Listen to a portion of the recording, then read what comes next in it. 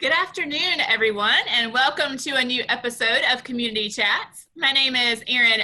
I am the project manager for community engagement here at the University of Mississippi, and I'm joined today by my colleague Jody Holland.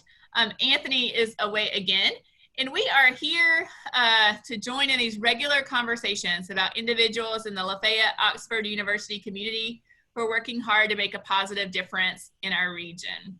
So you probably know by now, but our schedule is Wednesdays and Fridays at noon. You can find us on Facebook. Our goal in this series is to elevate community leaders, allow them to tell their story, allow you to get to know who they are, how they came here, what they're doing, and how you can plug into that good work.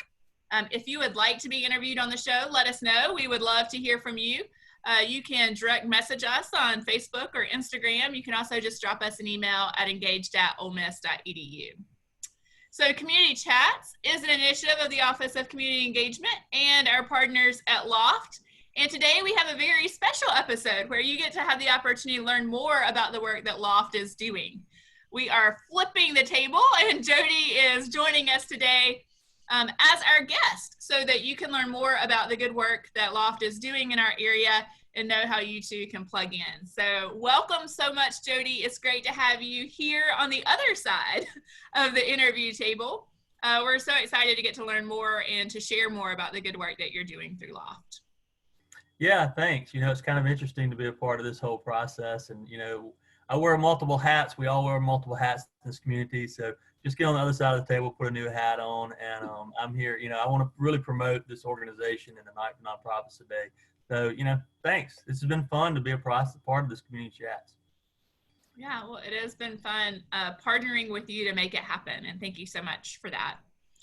So, Jody, why don't you tell us about your story and how you came to be here in the Lafayette Oxford community? Man, let's see here. So born and raised in Holcomb, Mississippi on a cattle farm right outside Grenada for about 8 to 10 years. Went to school at night, continued my education after I left Delta State, went to Belhaven, then ended up at Mississippi State. I'll say that on here, getting a PhD. And it's very interesting. When I was real little, my parents moved here when I was 11 days old and then moved away when I was 4. And then I ended up back here as a visiting professor in the Department of Public Policy Leadership. And, I didn't know many people in Oxford, and this is just such a welcoming community. It's just been an amazing part of growth for me in my life. So I love this community, great department and university to be a part of. And I can't speak any more highly about our community and the leaders in our community. And my story brought me back here, and unbeknownst, just serendipity that I got here. So that's been fun. It's been a fun process. I love being a part of the community. So how did you come to be a part of LOFT? Balancing professor role, nonprofit role, how does this happen? Yeah, so I was a professor, ended up going through Leadership Lafayette here in the community that's offered through the chamber. And after that, Leadership Lafayette, there was a job description for to work as an executive director and be a part of this organization. And I read it, and a lot of my skills fit with the skills because I'm a grant writer and working teaching grants and organizational development. And I went and talked to the board at that time, and they asked me to come on and lead this organization, which, I'd say I facilitate this organization because my board's so awesome. And it's just but because of those connections to Leadership Lafayette, had the opportunity to be a part of this organization. And that was 5 years ago, maybe 6 years ago. It all flies by now. And it's just a fantastic organization to be a part of. And I'm so happy I got the opportunity. Well, fantastic. Well, for those that may not be familiar with LOFT, maybe they haven't gone back and watched our first episode of the series, so maybe LOFT is new to them. Tell us a little bit about LOFT. What do you do? What's the mission of this organization? Yeah, so LOFT is an acronym for Lafayette Oxford Foundation for Tomorrow. We're an affiliate of the Create Foundation, which is out of Tupelo, and it's a northeast community foundation. And our mission is really to enhance the quality of life in Oxford and Lafayette County. Now, how do we do that? We really focus on grant and financial resources we provide to the nonprofits in the community who provide who apply for grants from our organization every year. We really focus in on arts and culture, civic education, health, and human services and local government activities. But that's a broad spectrum. So we anybody who can, a nonprofit in the organization can apply for a grant. We usually give between $30,000 and $50,000 out every year. And we also really focus on networking among the organizations, getting their story out. That's something we've really tried to do. We do engage in some programming, but what we found out that we better are partners with programming with organizations like you. We got in the top Arts Council. So our mission really is to enhance the quality of life and utilizing these nonprofits, supporting these nonprofits. And we've been, I think, quite successful doing that over since 2005. We've given over 115 grants out, equaling more than $400,000. So very proud of the work's being done. Oh, very, very cool. So you already mentioned a little bit about your board and how amazing they are. Can you tell us a little bit more about your team and who makes up the LOFT team? Yeah, so right now I'm the executive director, only a part-time staff, if you will. And that makes me really go out and find some interns every now and then.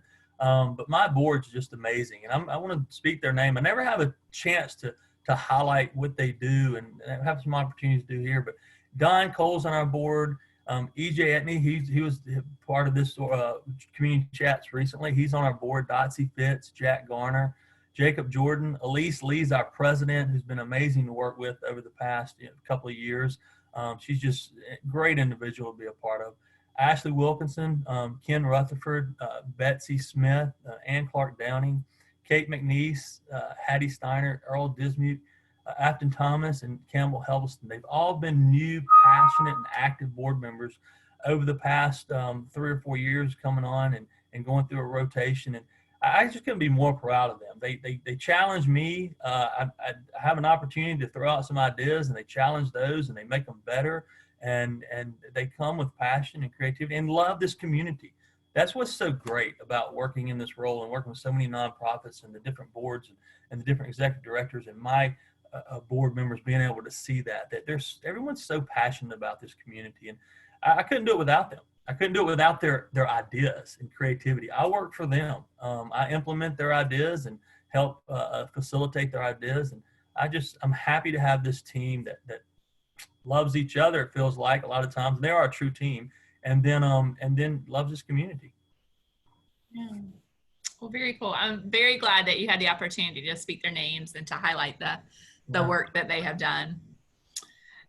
So tell us a little bit about the Night for Nonprofits, one of your big programs and something that you have coming up here soon in the month of August. Yeah, so the Night for Nonprofits, about 5 years ago, this is our 5th year. It's going to be virtual format, and usually we go to the powerhouse and we set up tables and we promote the good works of our nonprofits, and we just can't do that this year. We want to keep our people safe. We want to keep the community safe, so we're going to do a virtual format, and we're going to have 21 nonprofits that are going to be involved in that.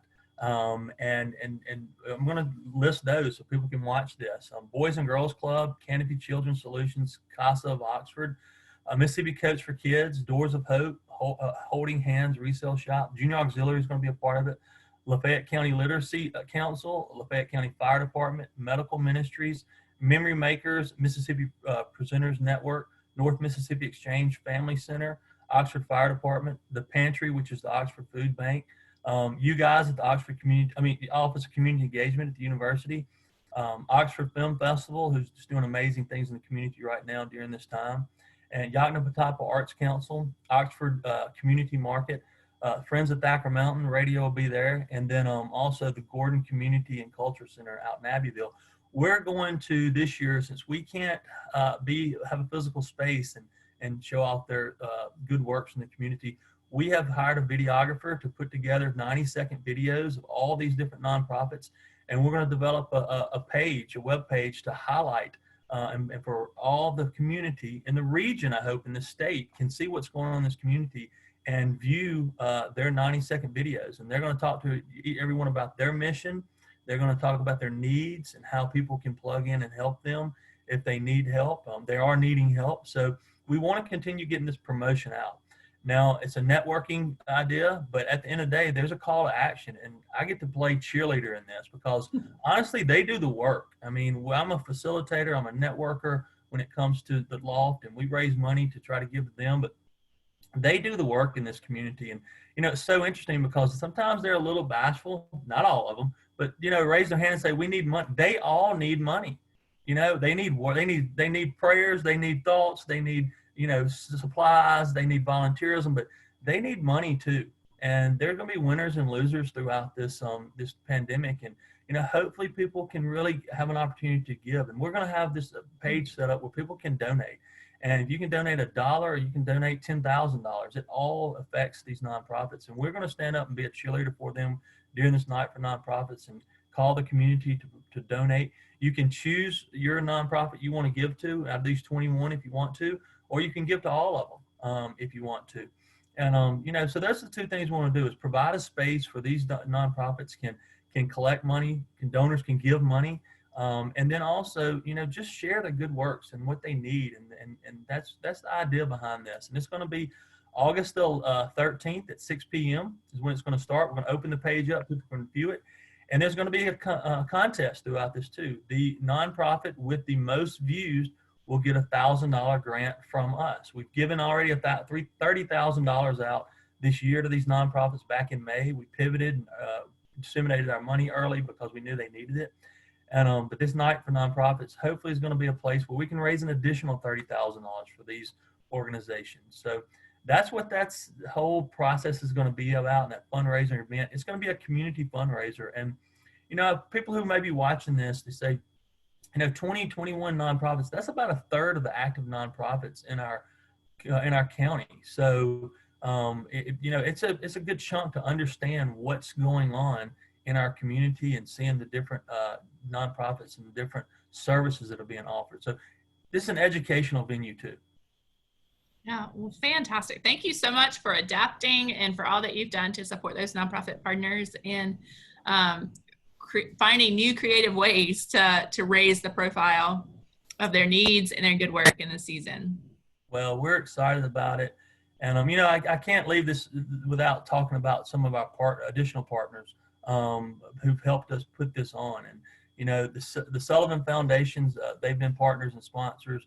Doug Atkinson, FNB Bank, B&B Concrete, Proud Larry's, the Pantry, Helen Overstreet, Nielsen Company, Regina Joseph Simon, Dr. Preston Lee, Sweatland Cook, and Davis Tool and Die.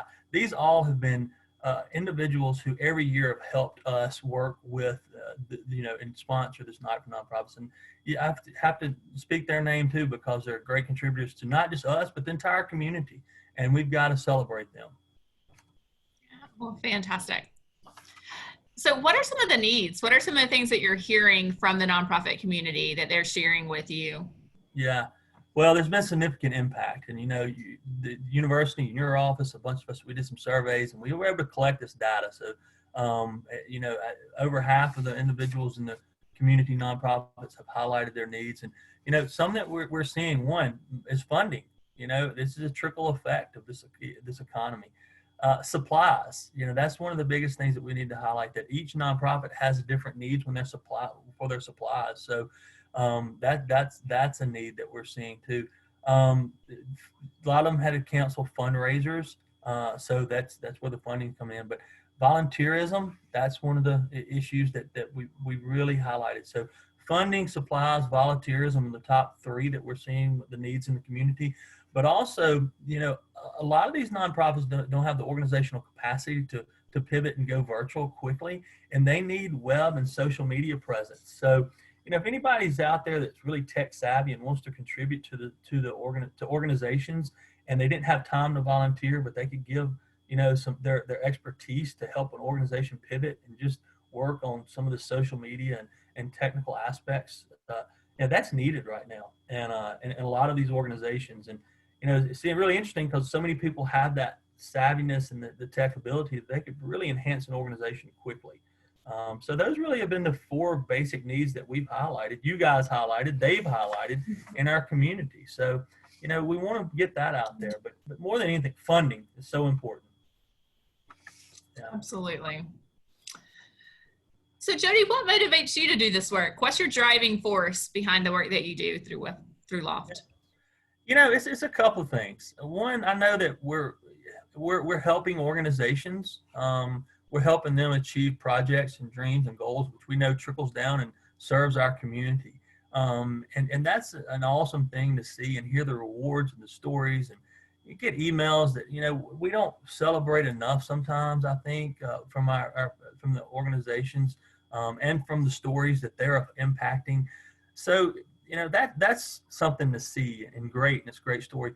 But, there's some selfishness on this too, that, I get to be around some great people in this community working with these executive directors of nonprofits. And I love being in the room for people that I'm like, man, they just spoke very good ideas. And I'd have never thought about that. So the more I'm able to put myself around people and see growth in our community, it's awesome. It's always humbling for me.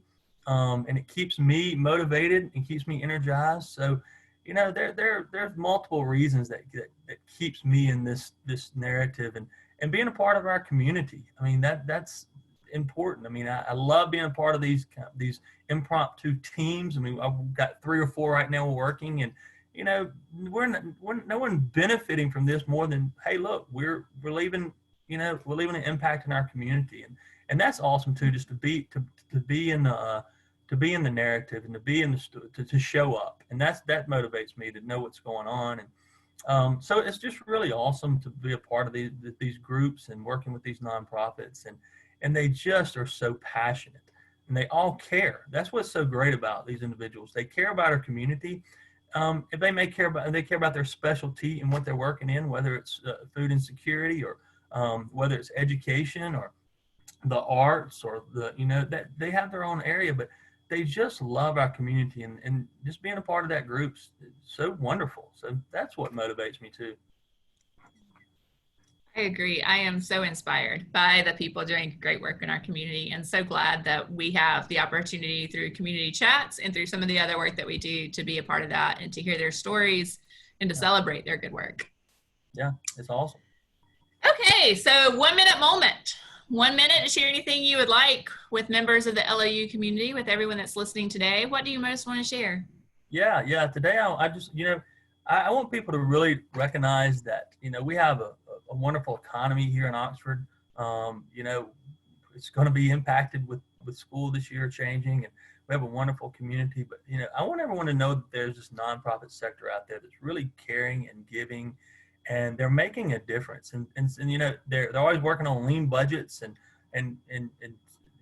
everybody is at this time, of course. But I want people to really dig down in their pockets and give, and sacrifice a little bit. I know we want to support all of our businesses here, but this is a time where if you're winning in this environment, let's give to some of these organizations.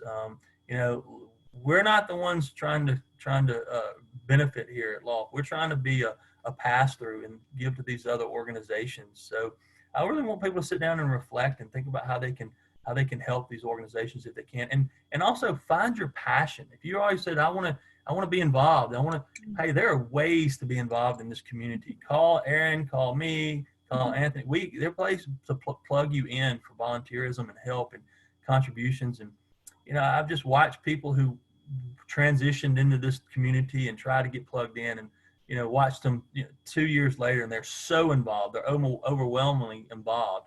And that's the way our community is, that we have a yes, we want you to be a part of us community, and if you have an idea, we'll try to grow it. And all these nonprofits are out there trying to work and serve, and I want the community to know that. Yeah, well, thank you so much. Thank you. Jody, it is always a pleasure to chat with you. I'm so thankful that we get to work together on this series, and also that our office gets to partner with LOFT and the good work that you're doing in the community. So thank you so much for sharing some of that with us today, for taking a seat on the other side of the camera, so to speak, and sharing your good work with us.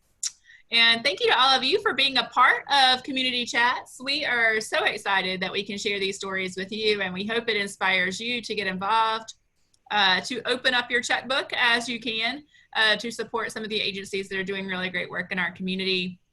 Don't forget the Night for Nonprofits that starts on August the 13th.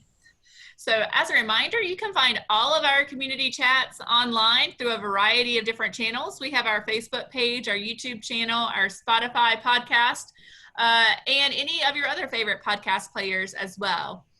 So please tune in, listen to these stories, learn about people who are doing really inspiring work in our community, find ways that you can plug in and get involved. And please like, comment, share these conversations through your networks. We want to champion this work. We want to elevate it. We want to raise the profile of what's going on in our community to celebrate all of the good work that is going on.